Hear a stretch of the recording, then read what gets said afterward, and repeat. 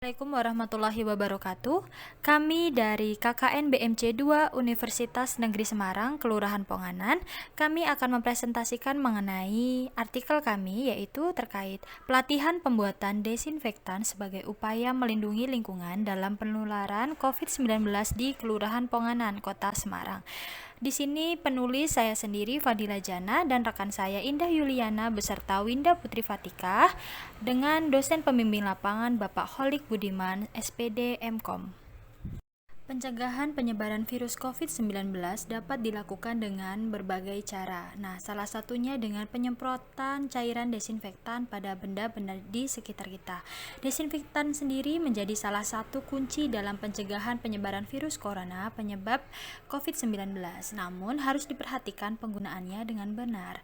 Nah, desinfektan berfungsi membunuh segala mikroorganisme baik virus maupun bakteri pada objek permukaan benda mati.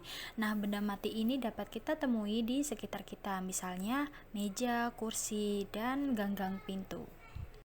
Penggunaan desinfektan yang tepat untuk mencegah penyebaran COVID-19 itu sendiri menggunakan bahan kimia yang digunakan untuk menghambat atau membunuh mikroorganisme, misalnya pada bakteri, virus, dan jamur, kecuali pada spora bakteri. Nah, bahan kimia tersebut hanya cocok digunakan untuk permukaan benda mati, misalnya furniture, ruangan, lantai, atau yang lainnya.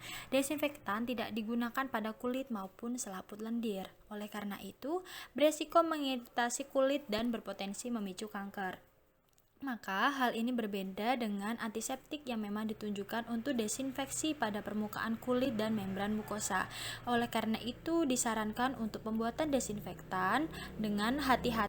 Dan cara pembuatan desinfektan sederhana yang bisa kita lakukan di rumah, yaitu yang pertama-tama dapat disiapkan cairan pembersih lantai yang mengandung pembunuh bakteri, misalnya ada Wipol atau pembersih pakaian yang biasa kita jumpai yaitu pemutih. Nah, langkah selanjutnya, siapkan Wipol atau pembersih lantai tadi ke dalam botol kaca. Lakukan langkah ini dengan hati-hati karena takut mengiritasi kulit jika terkena.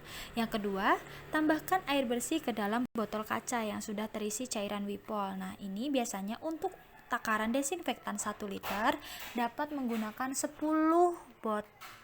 tutup botol Wipol atau pembersih lantai. Nah, yang ketiga, tutup botol kaca hingga rapat, kemudian dikocok secara perlahan untuk mencampurkan air dan cairan Wipol dengan sempurna. Yang keempat, jika cairan Wipol dan air sudah tercampur dengan baik, bagi isinya ke dalam botol semprot plastik agar mudah digunakan. Nah, acara ini lebih efisien karena tidak membuang waktu dan tenaga. Dan yang kelima, cairan desinfektan rumahan Anda sudah siap digunakan.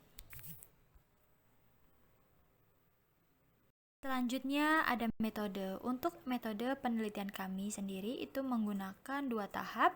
Yang pertama ada tahap sosialisasi terkait pencegahan COVID-19 dan cara pembuatan desinfektan. Yang kedua ada pelatihan. Nah, di pelatihan di sini kami terjun langsung dalam pembuatan desinfektan. Kemudian hasil dan pembahasan dari penelitian kelompok kami. Jadi, coronavirus COVID-19 adalah penyakit yang disebabkan oleh virus SARS.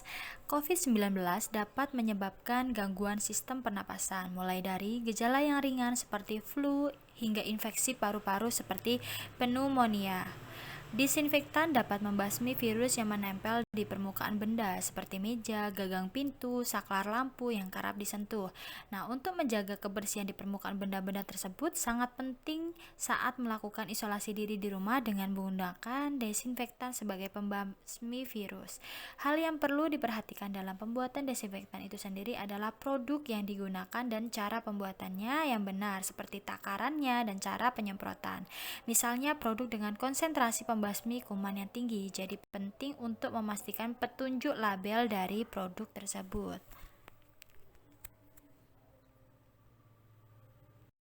Kesimpulan dari penelitian kami yaitu hasil pengabdian pada masyarakat Pongangan menunjukkan adanya peningkatan pengetahuan dan keterampilan masyarakat dalam pembuatan cairan desinfektan dan cara penggunaannya. Selain itu, masyarakat Pongangan juga lebih menjaga kebersihan rumah dengan menggunakan desinfektan sebagai tindakan pencegahan penularan COVID-19 melalui benda mati.